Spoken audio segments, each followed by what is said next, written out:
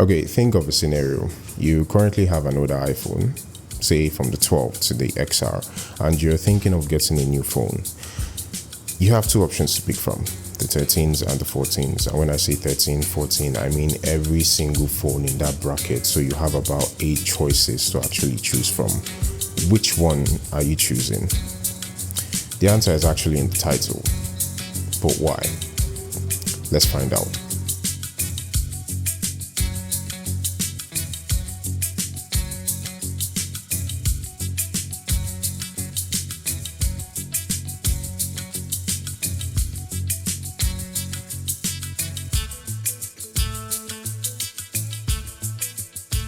Okay, so the 14 Pro. Why specifically the 14 Pro? Why not just get the 13 or the 13 Pro? To be fair, this is just going to be a revisit, and everything I'm going to be talking about will be based on experience. So we're going to look at what's good, what's bad, and the ugly aspects of the phone. It's been out for 3 years, so that's quite some time to actually gather enough knowledge to tell you about the 14 Pro. And I'm not going to bore you about the specs. You can go and watch other videos on that, and I'm sure you've probably seen a ton. So take this as the last and final video you get to watch before you actually go out and decide to say, oh, let me get this phone. No marketing pitch, let's talk. So what's actually good about this phone? Well, I've held a 14 and I've held a 15. And I must say, titanium is noticeably lighter and has a very good finish. But if you were to hand me a 15 with stainless steel, I would still take that. Why? Because over the years of just using the 14 Pro, that's 3 long years, I can say confidently that stainless steel is much more tougher than titanium, even though it gets noticeable scratches and dents and it's a fingerprint magnet. I just think that it has a much more tougher build than titanium. I don't use a case on this phone, and I've not used one for 3 years, but I can confidently say that regardless of this large crack that you see at the back, every other single time where it has fallen, I've not had to for once pick it up and think that, oh, my phone is going to break. It's probably confidence or stainless steel is just better. So why not just get the 13 Pros? It's still stainless steel and possibly even cheaper. Well, to be fair, let's look at the screen. Even though it's just a slight name change from 13s to 14, it's actually the same screen, but you have the same 6.1-inch 120Hz OLED display. The only noticeable thing there is 2000 nits of brightness. So in layman terms, if you're outside or outdoors, you would be able to see your screen regardless of how bright the sun is. And to be honest, the little things actually matter, and it's quite noticeable because the only phone I happened to have a problem with was the X, because even at peak brightness you would still be outside and still can't see what your screen is showing. The second thing I want to actually talk about is the dynamic island. So I believe at this point everyone's already accustomed to the fact that there is a notch that no one sees, and if you happen to have a 13, you know that the notch is noticeably smaller. If you have a 15 and you slap the case on it, no one is even going to tell if you have a 14 or a 15 because it's still the same design. And I bet the 14 Pro's case would still fit in the 15. But yeah, you want to have something that looks noticeably futuristic or modern and recent when you bring it out of your pocket. So the same design for 3 years. We've had the same notch for 3 years. 15s, 14, 15, 16 all have the same notch, and I bet the 17 is also still going to have the same notch. So yeah, but if you live on this side of the world where having an iPhone feels like you have a status symbol or it gives you some sort of reputation, then yeah, you want to pick up something like this with a clear notch. So the final thing on the good side of things is actually the chip.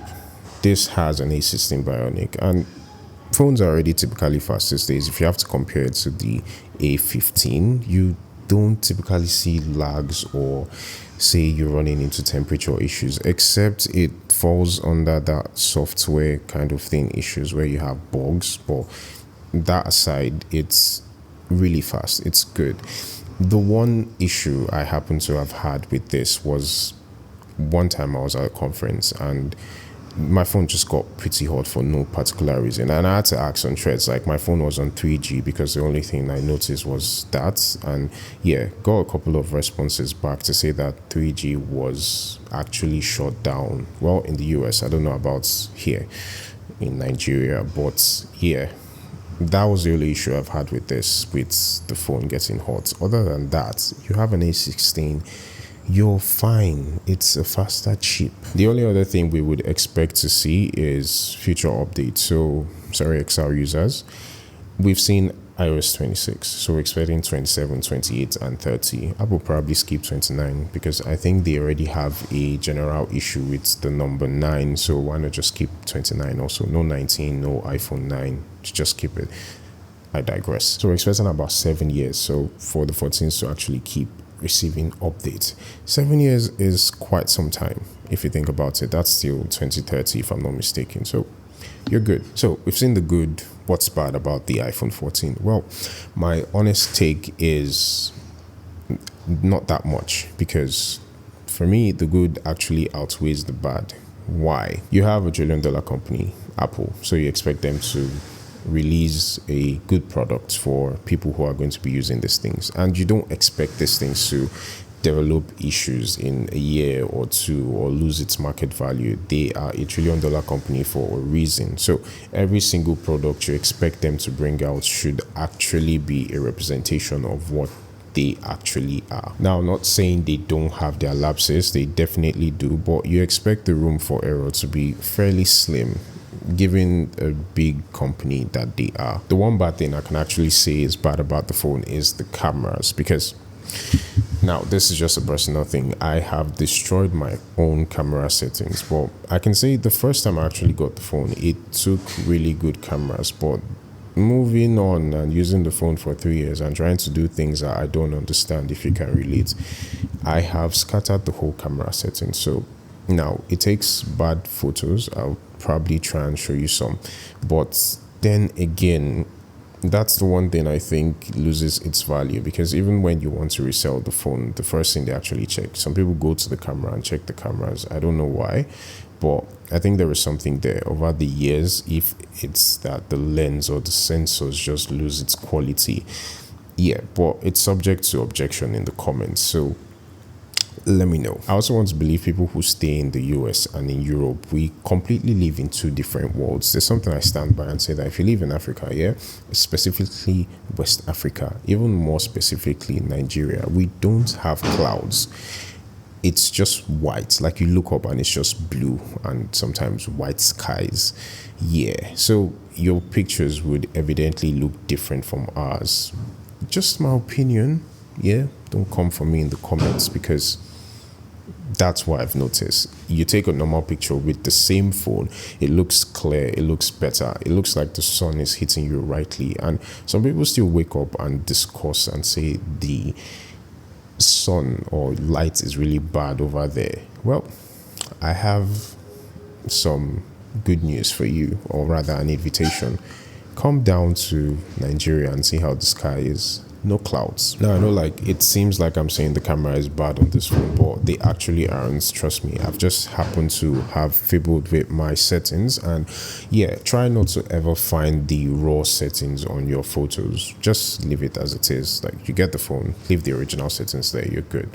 Except if you know what you're doing, of course. So what could possibly make you just turn away from getting this iPhone? So on the ugly sides of things, we have to talk about the fact that you can really get a brand new iPhone 14 Pro now. Every other ones you'll probably be seeing would be refurbished. And so I really advocate for you to get a brand new one, because I'm not really a fan of refurbished. If you want to buy a new phone, get an iPhone that is brand new. If you want to buy anything, really, get one that is brand new. Some exceptions can be made, but really, I've had a friend once that was told, this is a brand new iPhone 14, and eventually he got the phone. He had an issue when he took it to get fixed. They opened the back, and just to find out that this phone was refurbished, it was very painful and hurtful. It was an 11. So I do advocate every single time, and as much as you can, try to find a brand new one, or go to a trusted retailer that you trust. And yeah, if it's going to be refurbished, let it be someone you trust. So the final thing we have to talk about is the price. So we already know that Apple typically don't like to reduce their prices, and even if they do, it's always very tiny. If you want to get a 14 Pro today, you'd probably have to spend around $750 to $850. So there's also rumors about the 17 being about $3,000, and that means that in this part of the world would have to be paying 6 million 6 million for a phone, which is just outrageous. Well, I want to believe we're smarter. Yeah, no one is actually going to pay $3,000 or 6 million for a phone, right? All that being said, we've seen the good, we've seen the bad, we've seen the ugly. And remember the question we started with: if you have an older iPhone and you're thinking of changing it, you have the option or the luxury to pick from the 13s and the 14s. Which one are you choosing? I know what I'm going to pick, but let's get some thoughts in the comments. And also a quick one, the little intro you saw at the start of the video, let me know what you think about that. I hope to do that more, so add more B-rolls, add more feeling to these videos. And yes, I'm not going anywhere again. I know I've been gone for almost a month, and yeah, done with my exams, done with everything I have to do. I just would spend time now making videos. So yeah, but let me know what you think about the intro in the comments. And also, why not check out why I would almost happen to have to cut my hair in this video. If you get to find out what happens in September, subscribe.